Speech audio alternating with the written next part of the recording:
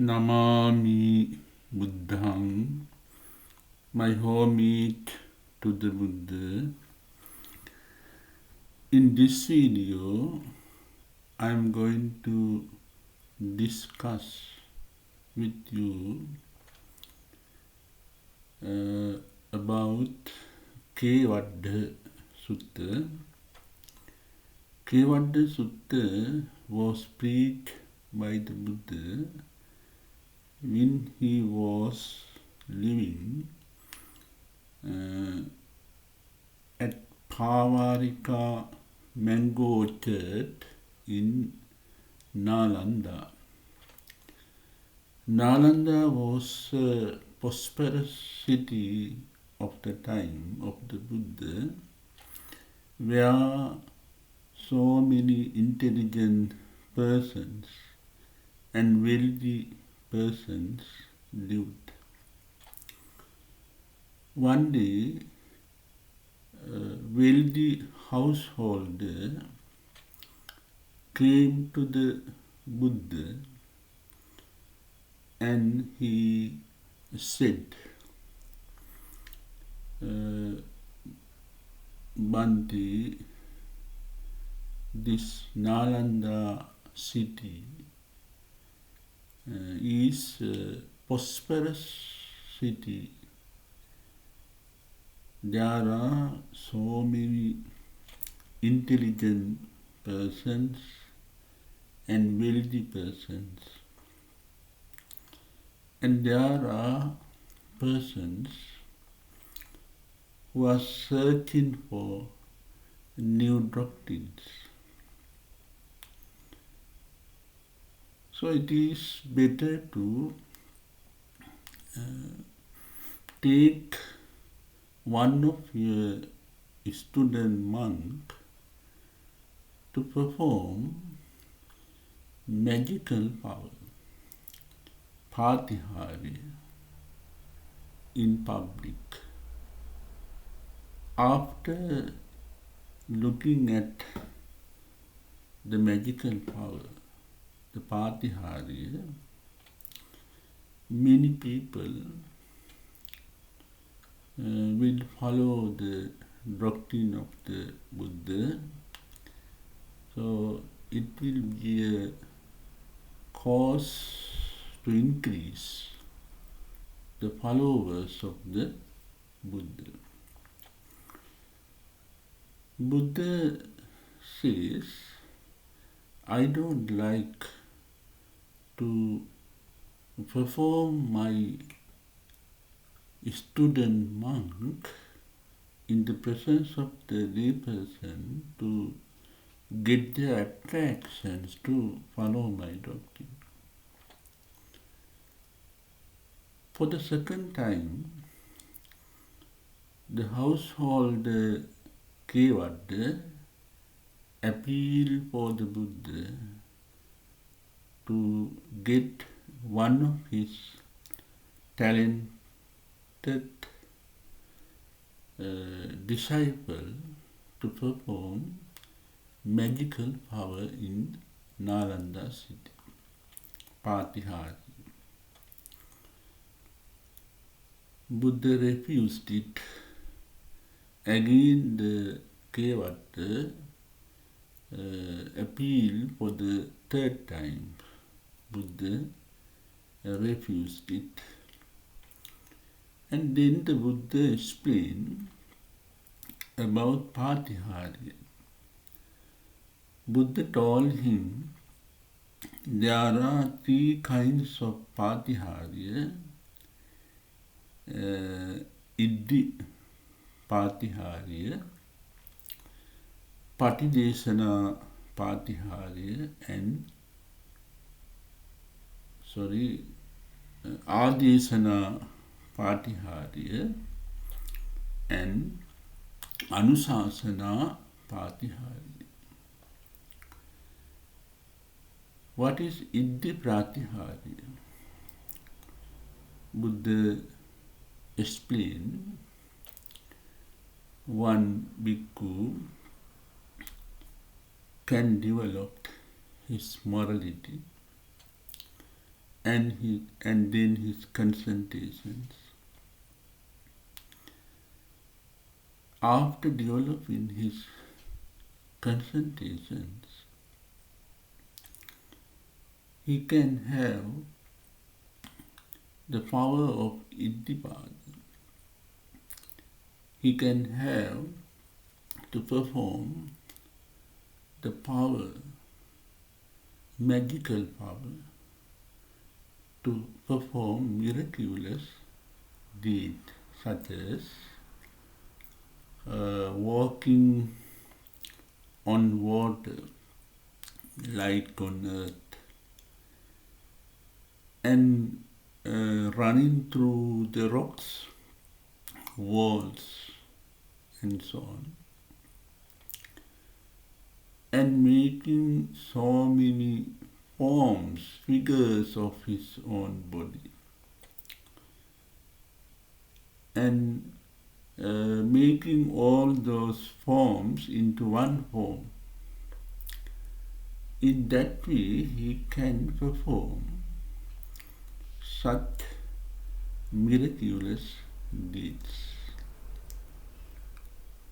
But I deny to perform miraculous deeds to get the attractions of the person, because some person says that bhikkhu performed that miraculous deeds after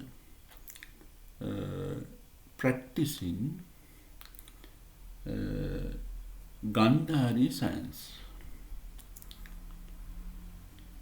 The person who practices Gandhari science can perform such miraculous deeds. So I don't like my student monk to perform miraculous deeds to get the attractions of the other lay persons. Then the Buddha explained what is Adesana Patiharya. Adesana Patiharya means when the bhikkhu developed his concentrations, he may have the power of reading the other person's mind. When the bhikkhu reads the other person's minds, some person says, this bhikkhu has practiced Manika science. In the means of Manika science, the bhikkhu perform miraculous deeds. So the Buddha says, it is not the correct way to attract the person to follow the Buddha pathway to Nibbana, or to increase the followers of the Buddha. Then the Buddha explained Anusasana Patiharya. Anusasana Patiharya is when the student monk developed his morality, concentrations, and wisdom. After developing wisdom, he attains Nibbana. He associates the lay persons by having sermons, delivering sermons about the Tisikha, how to become the Upasaka, and then the Upasaka preserves precepts, minor precepts, and medium level precepts, and high level precepts, and that arahant explains the techniques of developing morality of the person, concentrations, and wisdom. So that is the best patiharya for my student monks to get the attractions of the other persons in Nalanda. Then the Buddha explained or related a story about one of his student monks who performed such miraculous deeds in the Pratiharya, and Buddha explained the ill of Iddhi Patiharya. Buddha related the story. There is one bhikkhu who practiced morality and concentrations. After developing concentrations, he developed those irdhi vidanyana. He had that magical power to perform iddhi patiharya.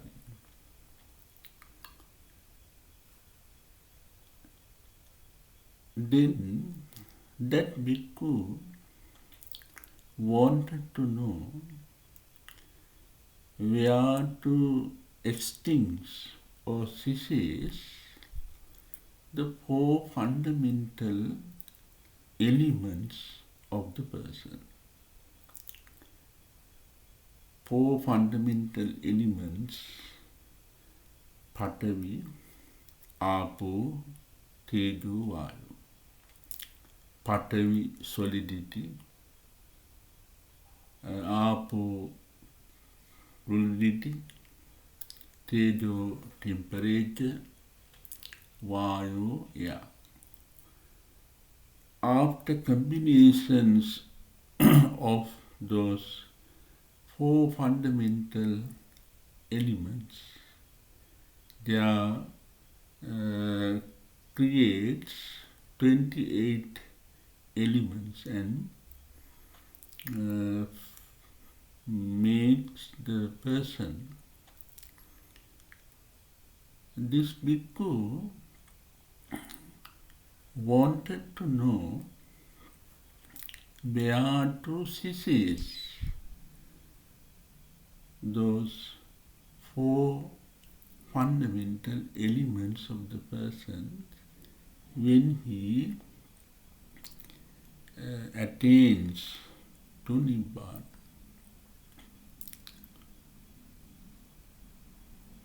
As he was developed Iddhi Vitanyana, he decided to meet Mahabrahma in Brahmaloka and to get the answer of these questions. Because the Mahabrahma was regarded of the time who was the most powerful person who knows everything. According to the Brahmanism had prevailed all over India. So people believed that Mahabrahma knows everything. In that way, this bhikkhu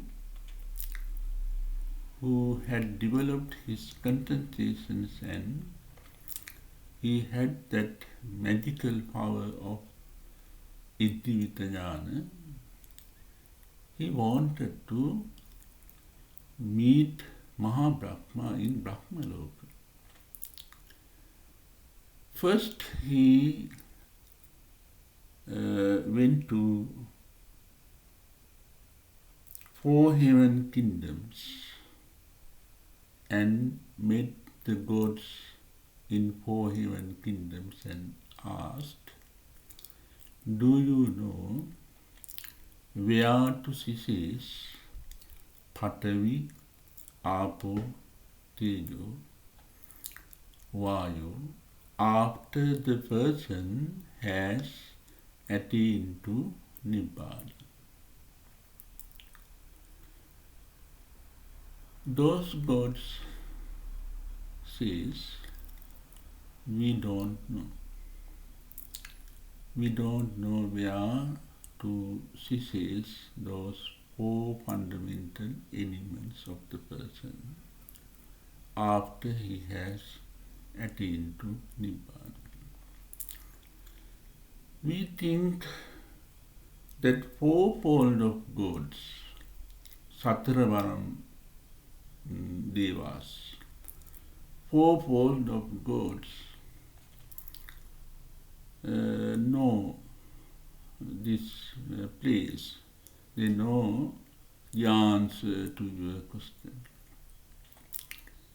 So the bhikkhu met those 4-fold of gods and the same thing happened. They said that they didn't know and they forwarded the question to other gods. The bhikkhu went to several heavens in that way. Then the bhikkhu goes to Sapradevindra and Neti gods, Yama gods, Suyama gods, the gods where they live in Suyama. Tusita, Santusita, Nirmanarati, Sunirmita, Paranimita, Vasavarti, and then Vasavarti, then Brahmakayika. Gradually, according to the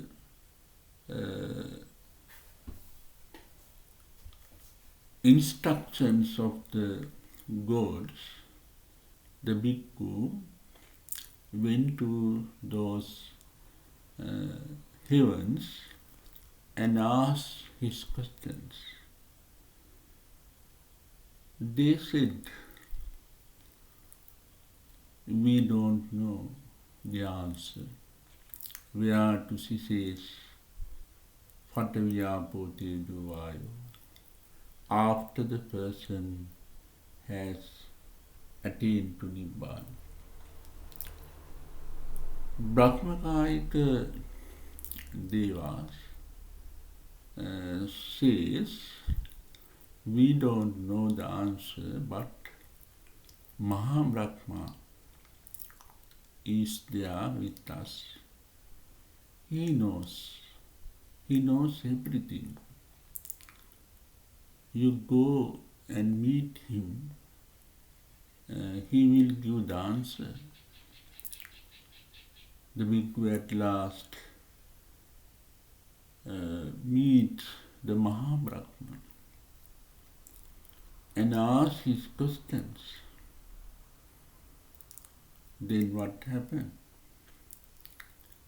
Mahabrahma also did not know the answer to the questions. But Mahabrahma wanted to protect his dignity in the presence of the Brahmakayika Deva. So he take the hand of the bhikkhu and take away from Brahmakayika Devas and says, I don't know the answer to your questions, but please let them to know that I don't know the answer to your questions, because they think that I am the most powerful person, I know everything. In that way, they think that I am the person who knows everything in this universe, not only in this heaven, Brahmaloka, but also other worlds also. So, the Mahabrahma says, taking close the bhikkhu and says, without giving any sound to the Brahmakayika Devas, and says, you go to the Buddha, he knows the answer. You have come to the wrong place. Why you has come such a long way? Buddha knows the answer. Please go to the Buddha answer. Please go to the Buddha and ask your questions. He will explain well. Then the monk did not say anything to Brahmakayika Devas. At once, by using his Iddhivita jnana, he appeared in the presence of the Buddha. Then the Buddha explained how Patavi Apo Tejo Vayu ceases after the person has attained Nibbana. The Buddha says, the question that you have asked is wrong. This is not the correct way to answer these questions. You have to amend these questions and ask, where to cease Nama and Rupa after the person has entered Nibbana. And then the Buddha explained where to cease these four elements after the person has attained to Nibbana. Buddha explains the consciousness of the person who has attained to Nibbana and does not associate or does not perform any activity to create, to generate those Nama Rupa. That means Patavi, Apo, Tejo, Vayu. The consciousness of the arahant does not engage any activity that create fundamental elements or preliminaries to create Patavi, Apo, Tejo, Vayu. In that way, the Buddha explained where to cease Patavi, Apo, Tejo and Vayu. So Buddha explained, taking this example, that is the bad effects of using this Iddhipatihari. The bhikkhu went to several heavens up to Brahmakayika. He had to go to the Buddha. He had to go to the Buddha and asked. He did not do that, but he used his magical power, Iddhivita Jnana, and he went to Brahmaloka. The bhikkhu has not developed his wisdom, he has not attained to Nibbana. After the explanation of the Buddha, the bhikkhu developed his vipassana meditation, insight meditation, and he developed wisdom and he had asavakshekara jnana and he attained to Nibbana. In this story, we can learn a lesson about the persons in the society.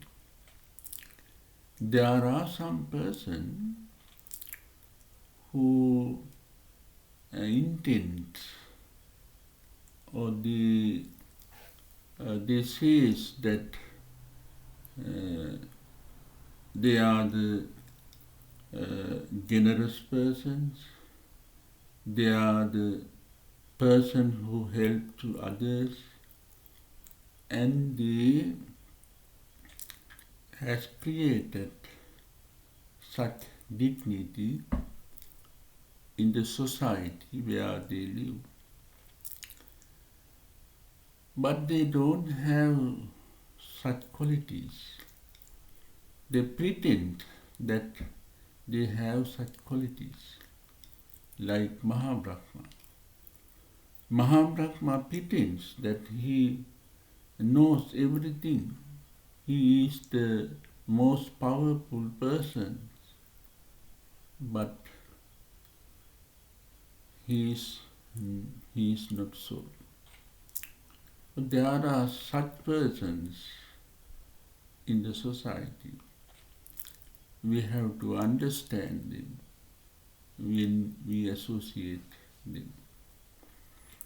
Much merits to you, those you have listened to my Dhamma speech. Thank you very much for listening to me.